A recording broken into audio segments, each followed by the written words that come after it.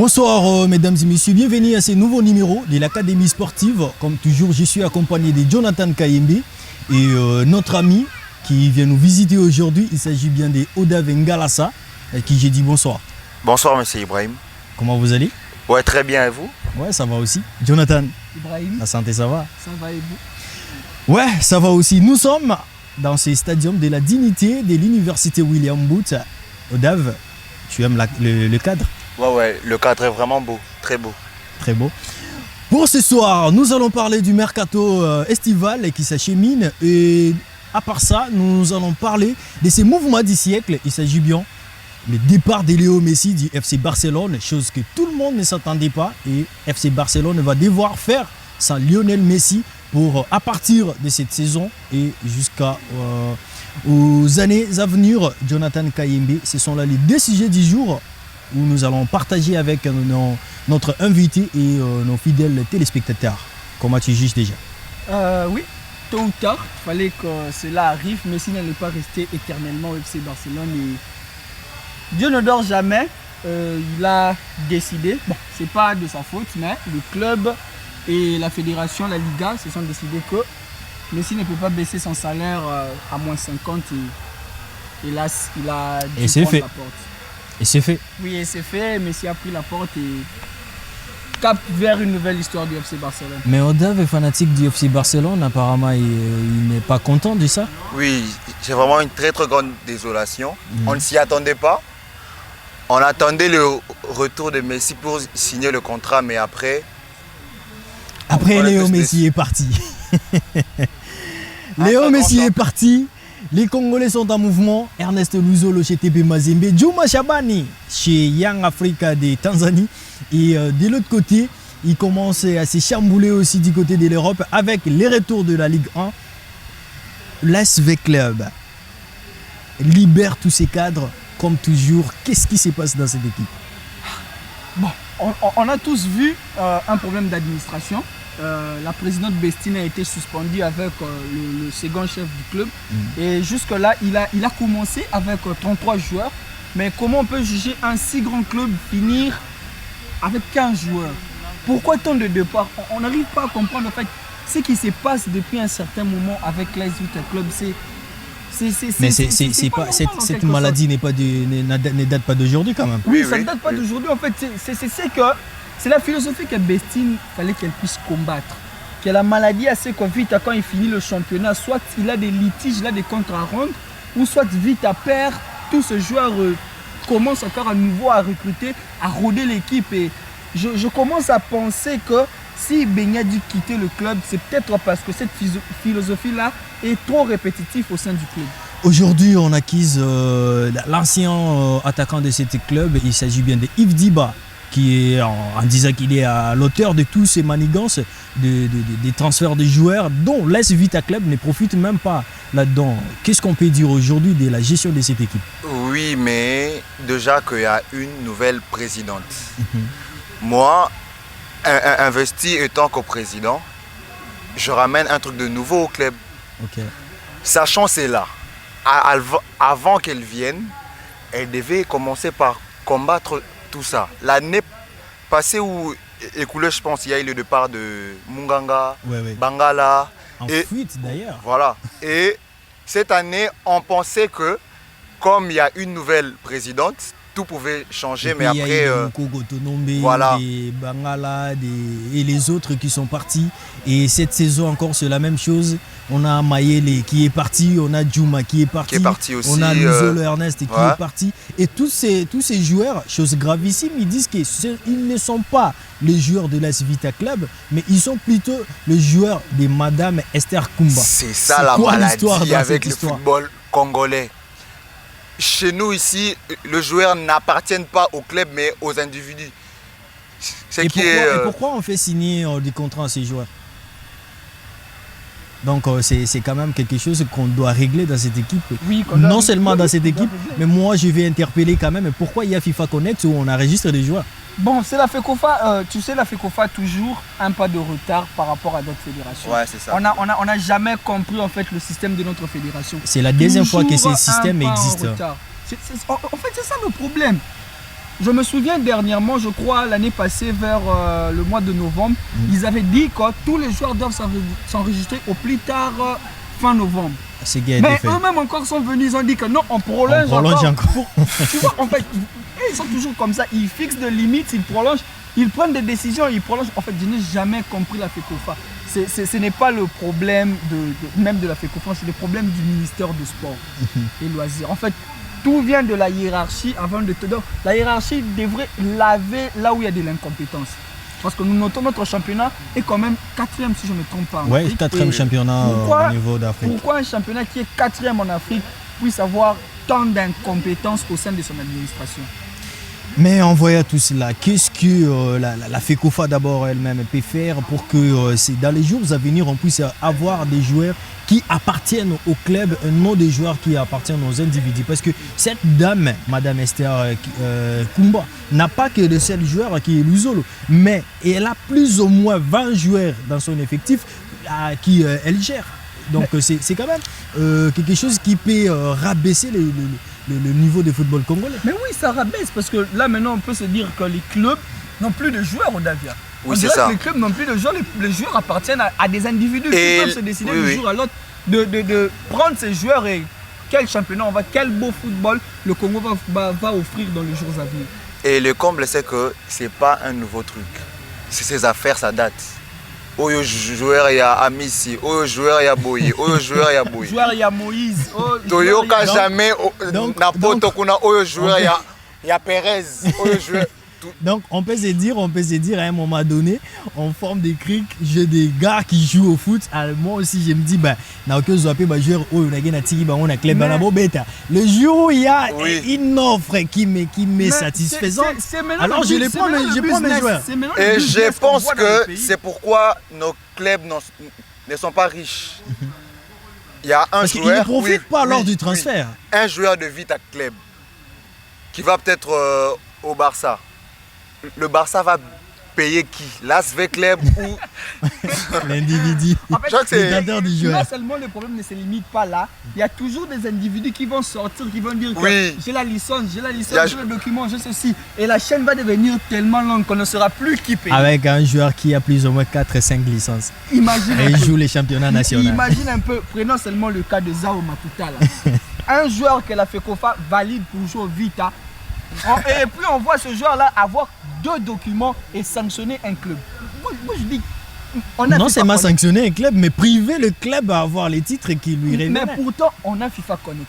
Finalement, c'est quelque chose que la FECOFA doit réglementer. En tout cas, sur le point de vue qu'un individu qui se dit qu'il a des joueurs, qui joue dans un club, doit signer un contrat avec ce club-là, laisser le joueur appartenir à un Parce que, à ce que je sache, ces joueurs devraient normalement revenir à la responsabilité exemple de cette dame après avoir purgé ses contrats au niveau d'un club quelconque. Voilà. Mais lors du transfert, mais oui, comme là ça, c'est le transfert entre clubs. C'est les 2 clubs qui ont effectué un transfert. Et subitement, on voit la dame venir pour dire que non, ce n'est pas le joueur de l'AS Vita Club, c'est mon joueur. Ce qui m'a fait marrer, c'est quand j'ai lu quelque chose au niveau des comptes Instagram de l'AS Vita Club qui s'est plaint du départ d'Ernest Luzolo, disait qu'on fait signer un joueur qui est sous contrat chez l'AS Vita Club. Et la question d'un internaute, oui, qui avait posé à cette page de l'AS Vita Club, c'était simple. Est-ce que c'est le lieu où vous devriez normalement venir vous plaindre à la place d'aller chez la FECOFA et montrer alors tous ces documents qui peuvent attester que Luzolo est votre joueur? C'est ça que j'ai dit. Dès la hiérarchie, il y a un problème qui se vit. On doit vraiment balayer quoi. Si on commence à balayer administration après administration, moi je me dis, regarde, on vient de participer au JO. Pour la 14e participation, la RDC n'a jamais remporté zéro médaille. Et mais moi je me demande où se trouvent les fédérations de ces disciplines. C'est la meilleure question. Non seulement limitée là, la RDC a remporté l'Afro-CAN.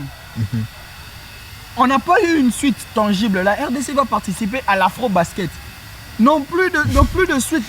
Mais c'est encore des en sujets parlant qui viennent d'autres branches et qui Voilà. viennent d'ouvrir. Oui. Restons d'abord dans ces mercatos où il y a ces différents joueurs qui ont changé quand même des couleurs. Certes, on peut toutefois condamner ces mégestions dans des différents clubs, mais il y a quand même ces mouvements où les joueurs cherchent à avoir de nouvelles énergies, des nouvelles ambitions, des nouveaux challenges, tels que c'est qu'a dit Ernest Elouzolo en signant chez Mazembe. Le joueur te dit karma que je viens pour gagner des titres, parce que Mazembe joue pas pour jouer, mais joue parce qu'il veut gagner des titres, ces clubs. Et aujourd'hui, en voyant Mazembe qui attire tous ces clubs, est-ce qu'on pourra toujours pencher dans la même direction et que Mazembe qui peut offrir de meilleures offres à tous ces joueurs? Non, Ibrahim, à ce sujet, je te dirais qu'il y a Magny Malignon actuellement qui a fait un très bon championnat. Qui même ravit même les joueurs Voilà. chez l'AS Vita Club. Donc pour te dire que, tu sais, on a suivi tous on a suivi la Vodacom Ligue 1 cette année. On a senti comment le niveau était élevé, comment la compétition était au rendez-vous. Ouais.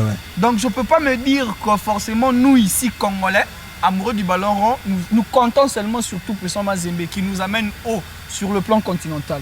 Moi je me dis que dans 2-3 ans, il y aura peut-être un club autre que Mazembe ou autre que Vita. Est-ce que nous envisageons? C'est ce que nous envisageons quand même. Oui, mais il faut savoir que le TP Mazembe est très bien organisé. Mais cette organisation ne doit pas se limiter seulement chez Mazembe. C'est ça le problème. On a évoqué plein de sujets ici. Maintenant, il faut savoir les sources. Il y a beaucoup de sources. Par exemple, à l'AS Vita Club, c'est quoi le vrai problème? On a évoqué Yves Diba. Yves Diba, ouais. Après, c'est Bestine. Pourquoi à Mazembe, il n'y a pas ce genre de problème? C'est l'organisation. Et je pense que ce sont des choses où le club quinois doivent parler en interne et bien parler, chercher à savoir où se posent les problèmes. Sinon, ça sera toujours le TP Mazembe. Là, il ne faut pas se voiler la face en tout cas. Mais en faisant tout ça, ça diminue alors c'est la chance aux équipes quinoises. Parce que déjà aujourd'hui, quand vous avez un manager qui pénalise tout un club, un secrétaire qui pénalise tout un club, un cadre de l'équipe, mais qui fait à ce que la gestion du club ne puisse pas être comme il se doit, c'est quand même dangereux. C'est quand même dangereux parce que dans les jours à venir, aujourd'hui c'est l'AS Vita Club. Demain ça peut être Daring Clem Motema Pembe, mais ça ne peut pas être. C'est déjà Daring Clem Motema Pembe parce que l'équipe est même sous sanction de la FIFA qui l'interdit de recruter. Tout ça c'est parce qu'il y a encore problème de mégestion dans nos formations de football ici. Mais qu'est-ce qu'on doit faire nous? Qu'est-ce qu'on doit faire nous en tant que Congolais? D'ailleurs, je pense que c'est une très belle question à débattre encore dans des émissions suivantes. Évidemment. Mais aujourd'hui là, il y a aussi Tanzanie qui nous vole nos pépites. Est-ce que c'est pas les mots volés me dérangent. mais ils nous qu'est-ce que vous voulez? Le mot voler, oui, ils nous vident. On peut encore employer un mot qui fait encore très mal. Ils nous dérobent tous nos pépites. Non. Ils se disent que vous n'avez rien à faire, vous ne connaissez pas les talents. La question à se poser est de savoir si réellement ils nous volent. Pourquoi ils nous volent? Parce qu'aujourd'hui, quand vous avez un joueur comme Fiston Maele Kalala, vous avez un joueur comme Djouma Chabani, Yannick Bangala, Moukoko Tonombe, tout ici là, ce sont des cadres au fait de cette équipe de l'AS Vita Club qui sont allés former une autre équipe au niveau de la Tanzanie. Mais qu'est-ce qu'on doit faire nous? Parce qu'un joueur comme Fiston Maël Kalala qui n'a joué que 2 saisons chez Vita Club et puis aujourd'hui s'est retrouvé en Tanzanie, c'est une autre nouvelle philosophie que le joueur est allé acquérir. Et imagine ces joueurs revenir au pays et puis être sélectionnés dans l'équipe nationale. Vous pensez qu'il va respecter la philosophie de l'équipe nationale ou alors il aura que ce qu'il aura inculqué du côté de la Tanzanie? Mais il aura que ce qu'il a, on lui a donné, on lui a inculqué du côté de la Tanzanie. En fait, ça sera plus la même philosophie, moi. Bon, en tout cas, pour mon pays, pour notre pays, pour notre football, comme Oda l'a dit, il faut vraiment chercher la source, quoi. ces clubs doivent tous s'asseoir, parce que je crois chez les Blancs, ils se mettent tous à table et ils discutent parfois. Voilà. Chez nous aussi, la fédération doit les inviter, doivent tous se mettre à table avant que le championnat commence, qui se disent, vous avez des lacunes à tel niveau. En fait, chaque club doit connaître là où se trouvent ses lacunes, là où il sait qu'il ne peut pas s'engager dans un championnat. Donc, en fait, il s'engage sans pour autant consulter même la fédération. Il s'engage directement. Bon, pour moi, je considère que tous mes documents sont à règle, je n'ai aucun problème, je m'engage. Et quand il s'engage, après la fédération consulte, ah non, toi tu as un blocage à tel niveau, et après on te sanctionne. Chose gravissime, dans tout ce qu'ils font comme des assemblées générales, il n'y a que des résultats positifs qui sortent. Voilà, c'est ça que je suis en train de... Pourquoi il y a des sanctions qui tombent après? On vous dit faire l'évaluation de votre saison et puis du coup les rapports que vous ramenez au niveau de la FECOFA positif. Qu'est-ce que vous voulez nous dire? Aussi longtemps qu'il y a problème de non-paiement, il y a problème de transferts litigés, il y a problème des clubs, des joueurs qui se plaignent toujours dans des clubs, mais à quoi ça sert alors ces assemblées nationales et ces assemblées générales? Le 4e championnat en Afrique quand même, qui a à l'interne un désordre d'administration totale.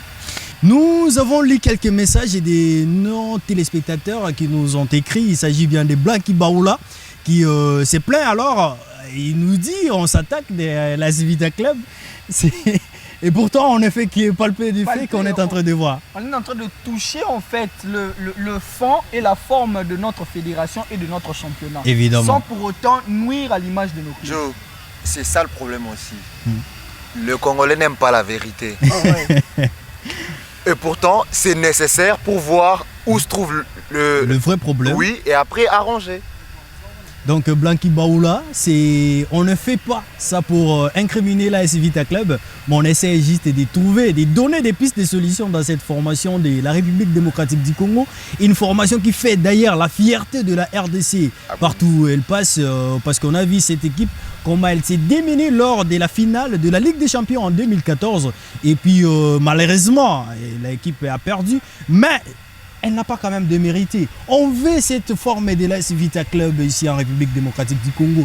L'AS Vita Club qui partait jouer la finale. L'AS Vita Club qui donnait des pépites, des joueurs, des cadres. Dans les compétitions africaines à fond. On sentait vraiment que Vita quand il part, Mazembe quand il part, DSMP quand il s'engage, on est fiers d'accompagner ces équipes-là. Mais aujourd'hui, on sent déjà qu'ils jouent contre qui? Ils vont perdre. On sait déjà que l'équipe ne va pas gagner à l'extérieur. Mais ça ne se fait pas comme ça quand même. La confiance est en train de baisser et nous on aimerait, et les supporters aimeraient voir les journalistes analyser positivement l'évolution de ces clubs, de nos clubs en fait. On a besoin d'analyser nos clubs dans les prouesses qu'ils sont en train d'accomplir sur le plan continental et sur le plan international. C'est tout ce que nous voulons dans cette émission qui n'est de trouver l'académie sportive où on enseigne alors le football. On parlait de Mercato, on va partir du côté de l'Europe où Léo Messi a fait bouger la toile avec ses désistements où les clubs barcelonais ne lui ont pas donné la chance de renouveler son contrat. Mais avant de sortir, on va boucler avec le sujet des transferts des Congolais avec Odev qui va nous parler en quelques mots ce qui peut résumer les transferts de nos joueurs congolais, que ce soit sur le plan national qu'international. Ok, voilà. Je vais commencer par Dieu merci Mbokani, qui est allé vers le Koweït. Ouais, le Koweït. Il y a aussi Yohan Wissa qui s'en va vers Brentford. Brentford, cette équipe d'ailleurs qui va jouer la Première Ligue cette saison. Oui. Il y a aussi le retour de Moutoussamy vers un prêt Nantes. Qui était à fortune au niveau des D'ailleurs, il a fait une très belle prestation face à Monaco.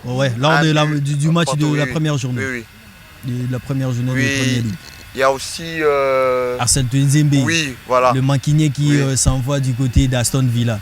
Jonathan Kayembe. Il y a encore au niveau national ici où il y a Ernest Elouzol qu'on vient de parler. Il y a aussi... Il y a deux grands noms en fait. Il y a deux grands noms qu'on a zappés et qui vont peut-être, dans les années à venir, écrire l'histoire du Saint-Éloi Lupopo. Ah oui. Voilà. Le joueur manager, si on peut le dire comme ça. Oui. C'est un grand nom quand même. Le joueur manager. football congolais. Actuel du football congolais. Voilà. Les joueurs managers Peut-être autre que Youssouf Mouloudou. quitter l'Europe pour l'Afrique et En fait, dans son pays natal. Ce joueur, il m'a fait dire waouh, quelle fierté pour son pays. Quelle manière de tirer sa révérence. En fait, on a toujours vu chez les Blancs tirer la révérence dans leur terre natale. Et lui, il s'est dit, ben, j'ai évolué en Angleterre, je connais les Blancs, je me dis, je suis fier d'être Congolais, je tire ma révérence en RDC. Ça, en tout cas, ça, je n'ai pas pu analyser autrement que comme ça. Il a vraiment marqué l'histoire des internationaux congolais en rentrant pour défendre et finir sa carrière au sein de son pays. Finir sa carrière au sein de son pays. Nous allons parler cette fois-ci de ce départ de Léo Messi, l'homme en larmes, et il quitte le FC Barcelone après 21 ans. Lui qui est venu en 2000 à l'âge de 13 ans et quitte le FC Barcelone à l'âge de 34 ans après avoir tout fait dans ses clubs. Et aujourd'hui, on peut dire bye bye Léo Messi. Oui, bye bye Léo Messi. Triste nouvelle pour les Barcelonais. Ben, on n'en c'est peut dans, rien. C'est dans le monde du football, tôt ou tard, comme je l'ai dit au début de cette émission. Mais je vois déjà quelqu'un qui pleure là. C'est un joueur qui devrait partir. On a tous été émus les larmes. Il a dit qu'il aurait voulu dire ses adieux devant un public. Mais que faire? Bartomeu avait déjà saccagé l'administration et les caisses de l'équipe. En fait, j'aimerais dire que dans le foot, en fait, ça doit aussi Bartomeu et Covid-19. Voilà, ça doit aussi inciter nos équipes et nos présidents de ne pas blaguer avec les salaires des joueurs, de ne pas augmenter, de ne pas baisser, comme si le club, voilà. Comme si c'était un jet d'hasard. Ça a coûté la carrière d'une personne et ça a coûté l'honneur en fait, la vie d'un club aussi. Voilà. En fait, il a poussé Laporta à dire que le Barça est devenu un projet de 3 à 5 ans. Juste pour donc, rien qu'en disant cela, on sent déjà que lui-même, il y a dans quelque son chose fort qui ne va intérieur, pas. le club va... On m'a dit le roi Mouana Outi Kobungi sa papa. Moi, dans ça l'examen d'état, par exemple, papa Koufi. Tu vois, il n'aura plus cette morale-là d'aller travailler cet examen les examens ou soit plairait son père. C'est un peu le cas que le Barça est en train. En fait, moi, ça me fait mal dans le monde du foot. En cette période, Messi avait besoin de jouer avec ses coéquipiers, les joueurs qui viennent d'être recrutés au sein du club. Et donc, il est obligé de partir, non par sa volonté, mais par contrainte budgétaire. Donc ça fait vraiment mal. Odav, Léo Messi est parti de plaire du côté des Catalans. Après toutes ces années de bonheur, des souvenirs qui vous restent alors gravés dans vos mémoires, dans le mémoire des Catalans. Avant d'en parler, c'est d'abord la désolation.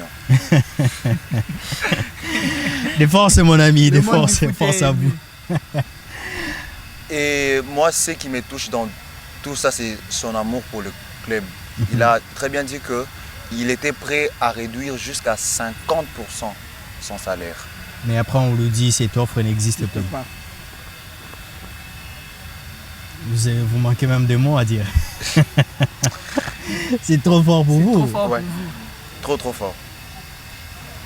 On aime son club et on fait avec tout ce qui s'est passé. Ça a été le cas pour le Madrilène, lors du départ des CR7 en 2018. Oui, mais là c'est différent. Et aujourd'hui. non, là c'est différent. Là c'est différent. Non, ouais. Parce qu'il n'a pas été formé chez le Real Madrid. Le monde du foot retiendra que ces deux joueurs ont vraiment fait vibrer cette aventure.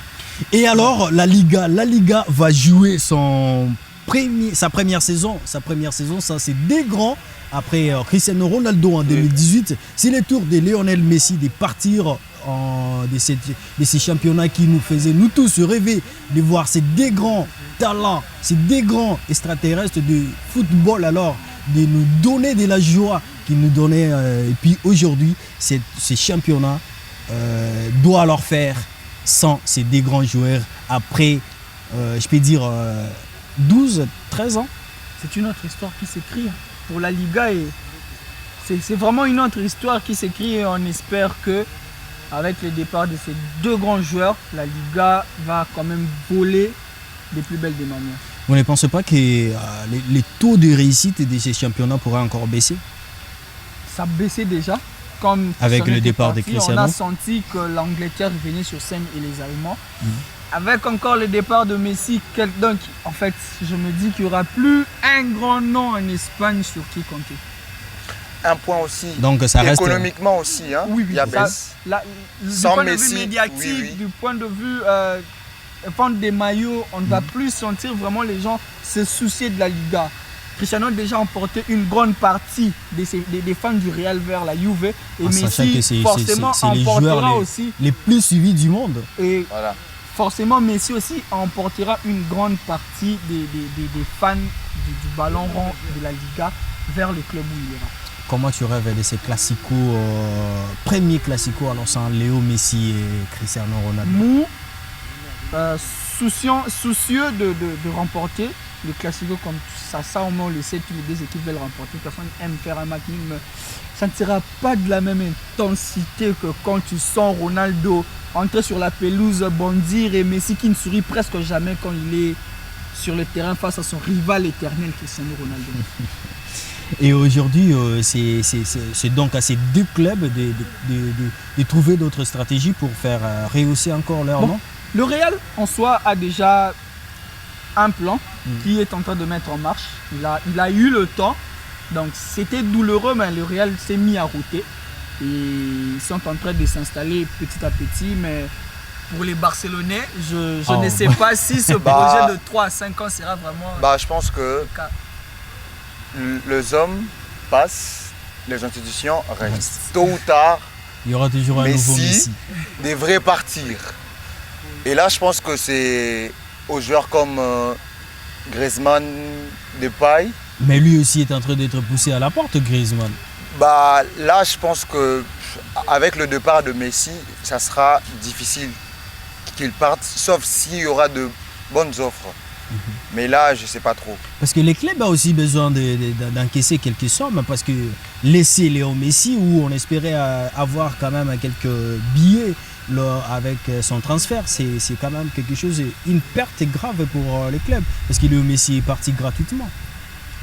Oui, mais il y a des cas comme Umtiti qui doit partir, il y a Pjanic aussi. Peut-être jusqu'à... Qui est venu d'ailleurs la saison dernière, mais les joueurs n'ont pas su s'imposer dans cet effectif. Donc, ils sont en pleine négociation avec la Juve. Ok. Jonathan Kayembe, on signale déjà, nous sommes presque à la fin de ces numéros d'aujourd'hui. Quel est les résumés que tu peux nous faire pour des sujets qu'on a parlé aujourd'hui?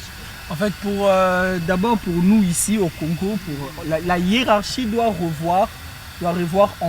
soigner l'image du football congolais.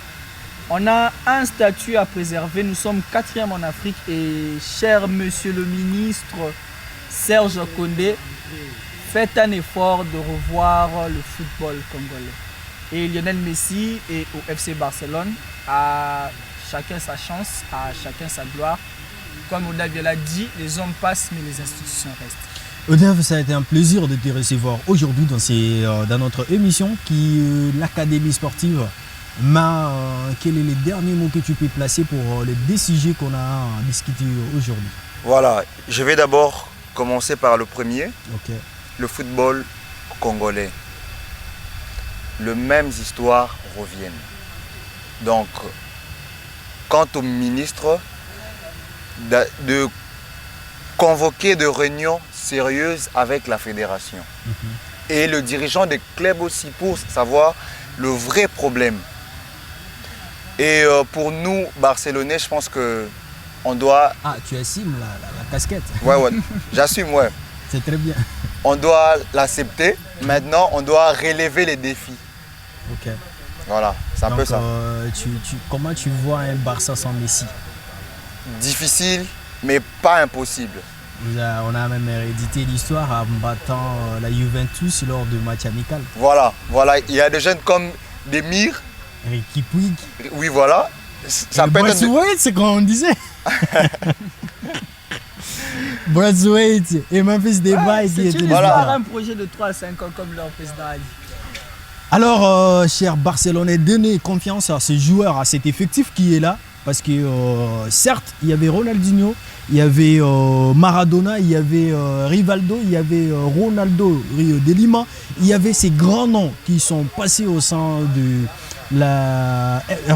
FC Barcelone, mais le club tient toujours debout, fait toujours parler de lui, invite toujours des grands joueurs, fait toujours rêver ces pépites et de venir rejoindre l'effectif. Et aujourd'hui, Léo Messi est parti, certes, mais il y aura quand même, il y aura aussi des joueurs, d'autres joueurs qui viendront pour honorer encore ces grands clubs.